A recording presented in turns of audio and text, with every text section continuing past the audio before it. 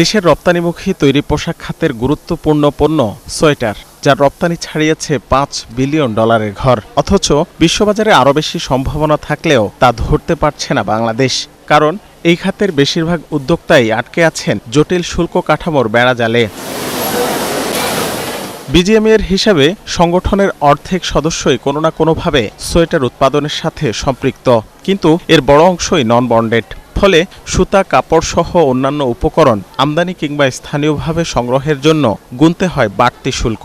ফলে রপ্তানিতে প্রতিযোগিতা সক্ষমতা হারিয়ে কোনো রকম টিকে আছেন অন্যের ক্রয়াদেশে ভর করে। এই পলিসিটার জন্যই আমাদের এখানে প্রায় 100 সোয়েটার ফ্যাক্টরি মতো বন্ধ ছিল। ওরা সাবকন্ট্রাক্ট করতো, ওরা বড় ফ্যাক্টরিগুলো সাবকন্ট্রাক্ট করতো এবং কিছু ফ্যাক্টরি বন্ধ হয়েছে। আমি লাগলে আপনাকে কিছু ফ্যাক্টরি রেফারেন্সও দিতে পারবো।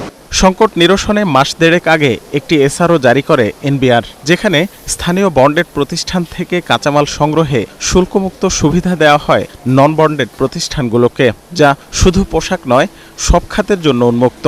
এই সিদ্ধান্ত রপ্তানি আয়কে আরও গতিশীল করবে বলে মনে করেন উদ্যোক্তারা। অর্থমন্ত্রী মহোদয়কে ধন্যবাদ, এনবিআর এর বিদায়ী চেয়ারম্যানকে ধন্যবাদ।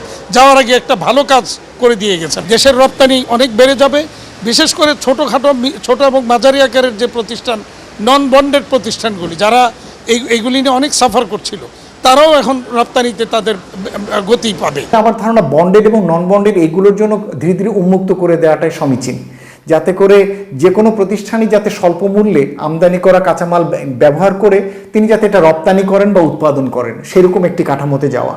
তবে প্রযুক্তিগত দুর্বলতার কারণে থমকে আছে এই নীতির বাস্তবায়ন। বিজিএমইএ সহসভাপতি বলছেন, 6 মাস আগে নীতিগত সিদ্ধান্ত হলেও প্রস্তুতি নেয়নি সরকারি সংস্থাগুলো।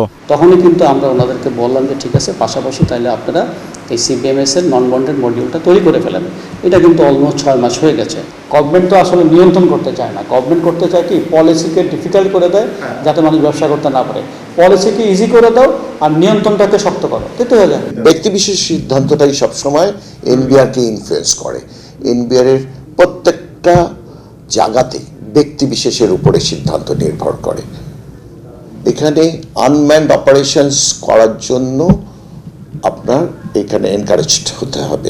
স্বয়ংক্রিয় ব্যবস্থা চালুর আগ পর্যন্ত মূসক চালানের মাধ্যমে এই সুবিধা নিশ্চিতের দাবি জানিয়েছে বিজিএমইএ। রাকিব হোসেন, 71, ঢাকা।